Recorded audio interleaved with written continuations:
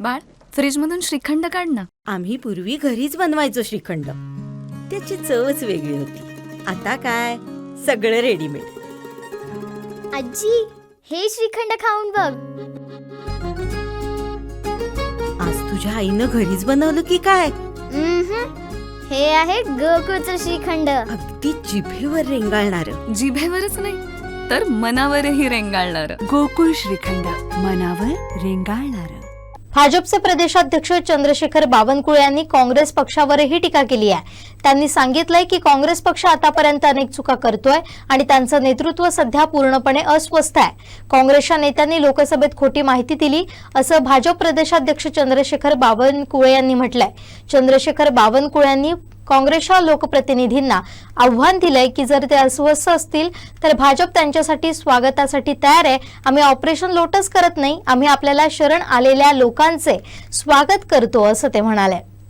देखिए, कांग्रेस और महाविकास आघाड़ी में जो जनप्रतिनिधि चुन के आए एमएलए एमपी, उनमें अस्वस्थता है कि जब वो चुन के आते उसके बाद उनकी पार्टी पूछती नहीं है. ना केंद्र के उनके नेतृत्व पूछता है, ना राज्य का नेतृत्व पूछता है. उनके जो मतदार संघ में जो उनका एमएलए एरिया एमपी एरिया में जो विकास के काम है उसके बारे में कोई उनसे चर्चा होती नहीं है. जब चुन के आते प्रतिनिधि, उनको जवाबदारी होती है पार्टी की उनको संभालना.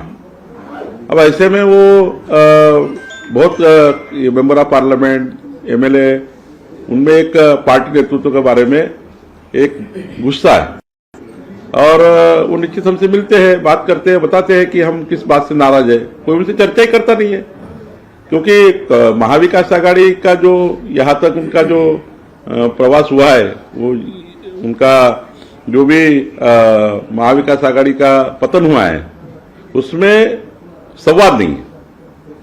और संवाद नहीं होने की वजह से उनके बीच में एक टकराव है. आपस में भी टकराव है महाविकास आघाड़ी के पार्टियों में और कांग्रेस पार्टी के इंटरनल भी बहुत टकराव है.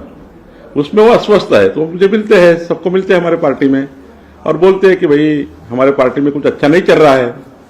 तो मुझे लगता है कि आगे देखेंगे क्या होता है. अभी तक कौन कांग्रेस के, यूपीटी के, राष्ट्रवादी, शरद पवार, देखिए सभी तरफ ऐसी परिस्थिति है.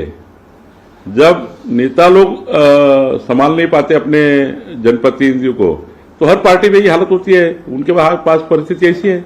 हमारे पार्टी में हम लोग चर्चा होती है, संवाद होता है, बैठकें होती है, पूछा जाता है, सब जनप्रतिनिधि के साथ हम काम करते हैं. हमारे पार्टी में कभी हमारे जनप्रतिनिधि अस्वस्थ नहीं होते कारण हमारे यहाँ सभी एक साथ मिलकर काम करते हैं.